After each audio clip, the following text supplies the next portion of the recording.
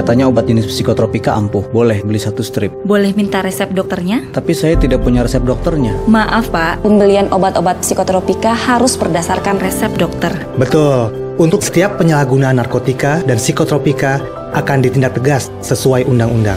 Badan POM melaksanakan aksi nasional pemberantasan penyalahgunaan obat. Pastikan Anda menggunakan obat secara aman. Untuk informasi, hubungi kontak center Halo BPOM. Selamat pagi teman-teman wartawan. Jadi seperti yang telah saya sampaikan kemarin, bahwa kami dari tim tanggap COVID-19 Pemprov DKI Jakarta akan memberikan informasi secara rutin setiap harinya jam 9.30. Informasi ini terutama untuk memberikan kejelasan kepada teman-teman wartawan mengenai apa-apa yang sudah dilakukan oleh Pemprov DKI Jakarta dari hari ke hari. Tentunya sekali lagi seperti yang telah saya sampaikan kemarin, bahwa apa yang saya sampaikan adalah yang sepenuhnya menjadi tugas dan kewenangan Pemprov DKI Jakarta. Sedangkan tugas dan kewenangan yang menjadi pemerintah pusat tentu tidak menjadi bagian dari saya untuk menyampaikannya. Yang pertama yang saya perlu sampaikan bahwa seluruh jajaran Pemprov DKI Jakarta sesuai dengan apa yang disampaikan oleh Pak Gubernur harus berada di dalam tingkat kewaspadaan yang tinggi. Oleh karena itu, beberapa organisasi perangkat daerah telah mengeluarkan surat edaran untuk jajaran-jajaran yang dalam lingkup koordinasi tugasnya. Jadi misalnya dapat saya sampaikan adalah Kepala Dinas Kertrans dan Energi telah mengeluarkan surat edaran nomor 12 tahun 2020 tentang himbauan perusahaan dan instansi untuk meningkatkan tingkat kewaspadaan COVID di lingkungan kerja bagi perusahaannya. Demikian juga dengan Dinas Pendidikan juga telah mengeluarkan edaran nomor 16 tahun 2020 tentang himbauan pihak-pihak sekolah dan pusat kegiatan belajar mengajar untuk waspada terhadap kemungkinan penularan COVID. Demikian juga Dinas Perhubungan juga telah mengeluarkan surat edaran nomor 10 tahun 2020 tentang peningkatan kewaspadaan risiko penularan COVID pada angkutan umum yang ditujukan kepada pimpinan-pimpinan perusahaan angkutan umum di Jakarta melalui antisipasi terhadap berbagai angkutan-angkutan umum di DKI Jakarta.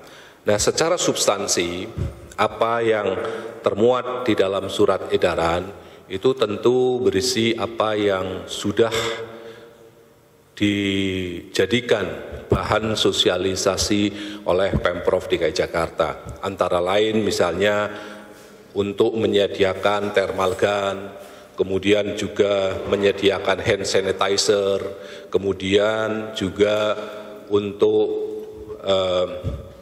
bagaimana mengantisipasi kalau misalnya batuk dan sebagainya, penggunaan masker dan seterusnya.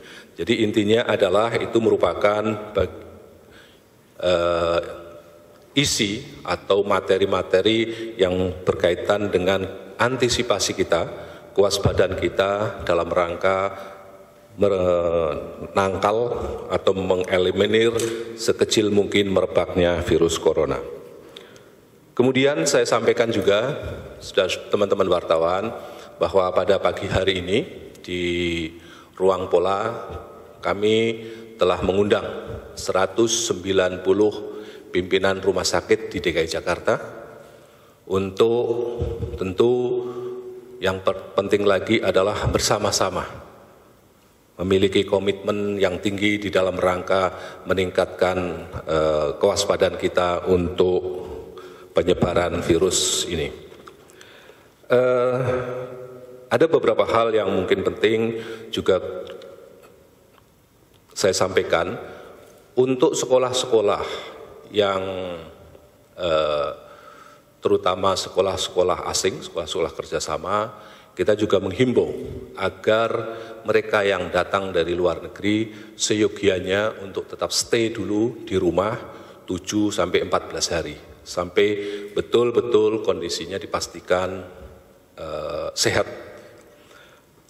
Yang berikutnya yang saya sampaikan bahwa posko tanggap COVID sampai hari ini telah melayani panggilan telepon sebesar 2.689 telepon atau WhatsApp, ya, sehingga cukup tinggi intensitas kegiatan yang dilakukan oleh teman-teman di posko. Yang berikutnya yang pasti ini menjadi perhatian dari teman-teman adalah perkembangan orang dalam pemantauan atau orang dalam pengawasan. Pada saat ini orang dalam pemantauan 121 sudah selesai dalam pemantauan. Ya. Artinya mereka sudah sehat sepenuhnya. 145 masih dalam pantauan. Kemudian yang berikutnya yang dalam pengawasan, 34 orang sudah pulang dalam kondisi sehat dan 30 orang masih dirawat.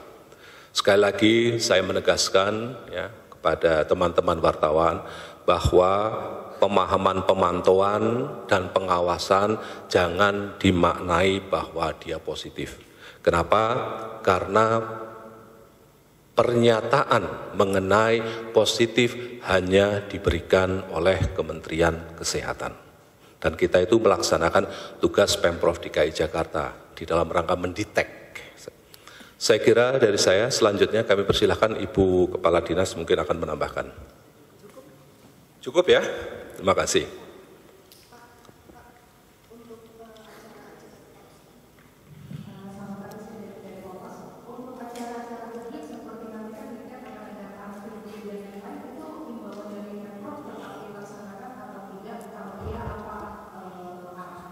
Jadi untuk acara-acara yang berkaitan dengan kegiatan publik seperti yang telah disampaikan Pak Gubernur akan dikurangin, dan siang ini kami akan bahas, kami akan rapatkan untuk lebih mendetilkan kriteria apa yang bisa disebut sebagai kegiatan publik yang ditunda atau dibatalkan.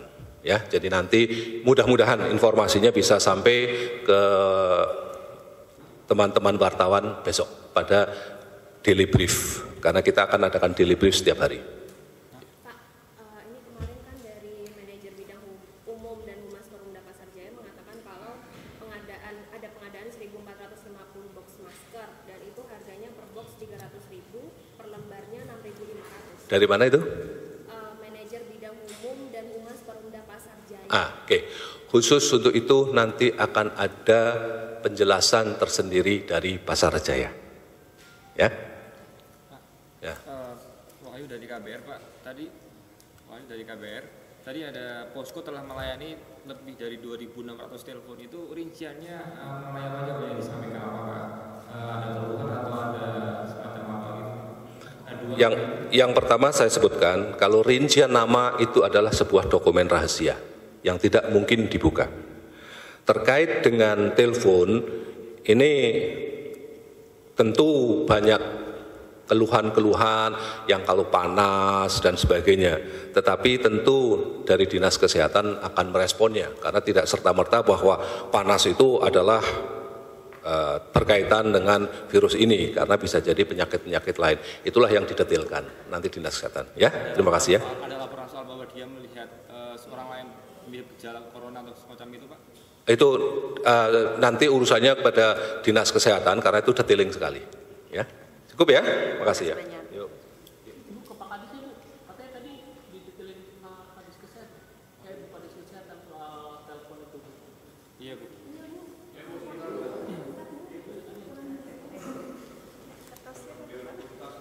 Kertasnya Pak gitu.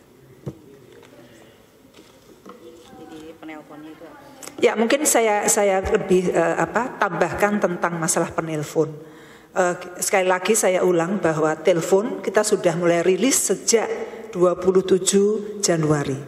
Jadi sejak awal sudah ada kewaspadaan sinyal dari global maupun Indonesia, kita sudah rilis itu. Nah, penelpon itu bermacam-macam. Pertama terkait dengan apa yang ditanyakan gitu ya, mulai dari gejalanya seperti apa yang terkait dengan COVID-nya itu sendiri, sampai dengan kalau sakit harus kemana. Jadi berbagai informasi maupun kalau seandainya pernah ketemu atau bepergian ke luar negeri yang terjangkit itu harus seperti apa, harus kemana. Itu kita guidance, kita jawab, kita infokan sampai dengan sesuai dengan protap yang kita susun. Kemudian dari mana saja penelpon? Penelpon kami itu ada yang benar-benar warga DKI, sebagian besar warga luar DKI, bahkan dari luar negeri. Jadi penelpon itu sangat beragam.